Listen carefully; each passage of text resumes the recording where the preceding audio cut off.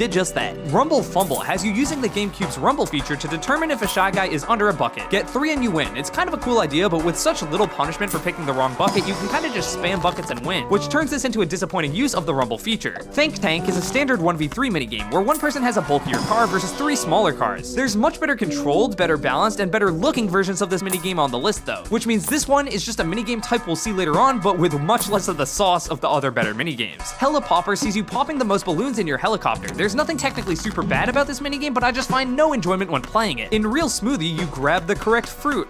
This is kinda lame as an 8-player minigame. Sub Trouble sees you navigating your submarine to the end without running into rocks. Another filler minigame that might have its moments if you're playing with the right people and get lucky, but overall it's just not that fun. In Deck Hunt, you skate down the hill looking for coins. Even the inclusion of the wood creatures from Mario Galaxy 2 doesn't save this coin minigame from mediocrity. In Prize Line, you stop the line and it goes to the item you get. Riveting stuff here. On its surface, Glacial Meltdown seems like an average survival minigame. However, it's actually a soul-sucking endeavor. I played this one multiple times just to make sure, and every time it took 90 seconds plus for this minigame to finish. The fact that there's no time limit and not enough obstacles to keep this from dragging out hampers what could be a pretty cool minigame. Mega Bloopers Bayside Bop has Mega Bloopers show you different sheet music that'll tell you if you have to press A or not to hit the beach ball, but it simply doesn't feel like it does anything more than see if you press A when the beach ball hits you. This one just kind of feels like wasted potential. Ground Pound Down is another speed ground pound minigame. You're given an option where you want to ground pound, but because you can only see 2 blocks ahead of you, it really doesn't do much. Nothing too impressive here. Next up, we have Hide and Seek from Mario Party Superstars. It was cool that they brought this one back in Superstars, but for some reason, they got rid of the footstep sound effects that would give you a hint on where players were going when the curtain closes. They turned a mostly luck but slightly skill-based minigame into just pure RNG, which I think means it's worse. Next up, we have the version of Nightlight Fright, also from Superstars. Again, really cool they brought back this minigame, but for some reason, I don't know if it's just because the graphics have improved obviously in Superstars, but it feels like they changed how close the chain chomp gets to you before you lose. In the original, it gets right up close to you, but in this one, it feels like you have way more space than you actually do. It's not a huge game-breaking change, as this one is still a fun game of chicken, but it's definitely got a downgrade even though it got remade. In The Beat Goes On, you memorize the beat, replicate it when it's your turn, and that's about it. Not sure why everyone goes separately in this one, because it drags the minigame out way longer than it needed to be. Popstar Piranhas is a fine enough minigame, as you pick out the piranha that dances separately from the rest, but the stiff animations kinda hinder this one. I don't know if that was intentional, but it just isn't that fun. It could be better with better animations though. In Fruit Parade, you have to remember how much fruit is being carried by the Shy Guys, but since you can literally just tally all the fruit shown, and the Shy Guys go so slow, you won't get this one wrong ever. A Stone's Throw is shuffleboard, but as an item minigame. It's not terrible, but it's just not that fun. At least it's over pretty quick though. The best part about the Mass Appeal minigame is the pun in the title. That's never a great sign, so we're moving on. Next we have the Hop-O-Matic 4000. I never played 3000, 2000, or 1000, so I apologize if me not knowing the true lore of the Hop-O-Matic franchise is kind of hampering the ranking here, but as it stands, this is a click the right button minigame, but with a teamwork edition. It's kind of basic and kind of mid. In Spotlight Swim, 3 players match their light on 1 player swimming to catch them. This is one of the most unbalanced 1v3 minigames out there for the 1 player. The premise is a lot of fun and is greatly improved in the Superstars remake, but at least for this version, it is greatly hampered by the balancing issues. If you know how to talk as the 3 players, you will win this one. Peace Out is a creative minigame, but when it comes to duel minigames, the shorter the better. Obviously to a point, but Peace Out goes on for an entire minute, while the other 2 players are just big chilling on the couch, which bumps this one down a few notches. The idea of 1 player in a crane trying to grab everyone else's movable balls on a conveyor belt sounds a lot more fun than how this minigame turned out. Blame It on the Crane is near impossible to lose as the 1 player, as the crane seemingly magnetically sucks in the balls with little room to avoid it. Add on to the fact you have a fat 60 seconds as the 1 player, and this just feels kind of broken. In Top This, you drag your toppings onto the cake as fast as you can. That's all there is to it. Kind of a filler minigame. Starring Artist sees you draw the constellations first. Once again, nothing really special. It feels like a leftover Mario Party DS minigame. In Bridge Work, you have to avoid getting hit by the Cheep Cheeps jumping out at you. It's kind of difficult to tell if a Cheep Cheep is jumping or not. Even if that was intentional, it's just kind of frustrating. Apes of Wrath has you avoid being hit by the monkeys. The actual course you jump around is a little plain, which makes this one a little boring. Fish and Chips is the exact same spiel. I kind of like the swimming though. Sneak and Score sees you inch towards the button to open your door and escape while avoiding the chain chomp. It's like a janky, less fun version of Red Light Green Light. All Fired Up sees you try to survive while these fire enemies try to hit you. The actual movement and pattern these guys move in makes this a little frustrating, and not in the fun Mario Party kind of way. Flower Shower has the party trying to get the most flowers as they drop down. You can stomp on each other to temporarily slow them down, but besides that, this one is just an average collection minigame. Quilt for Speed is another 1v3 minigame where 1 person has easier but slower controls, and the 3 have harder but faster controls. Yeah, this one doesn't really stand itself apart from the other 1v3 minigames and isn't very fun. In Rain of Fire, you avoid the fire raining down from the sky. It's a fine enough minigame, but geez, the controls here are a little touchy. Pokey Punch-Out sees you punch the Pokies as much as you can. It's alright, but kind of forgettable. Rocky Road has a very cool premise of clearing your path by punching the boulders, but the car not actually being drivable turns this into like a bunch of really quick button mashers where you can punch your friend, separated by a bunch of like essentially cutscenes is what the car section is, so this one just isn't that fun. In Duck and Cover, you repair the pipes with 7 other people. It's kind of a filler 8-player minigame with nothing special to note. Scooter Pursuit sees you shoot each other on scooters using the Wiimote. This could be fun if invincibility frames didn't last for like 5 seconds. Piranha Patch sees you collect flowers, avoid piranhas, and is kinda mid. In Pix Fix, 3 players try to fix a frame faster than the 1 player. This is kinda lame and just a waste of a 1v3 minigame spot. In Sorta Score, you fling off at the right time to get the most points. This is an average minigame, but it takes so long. Why do you get 2 turns per person?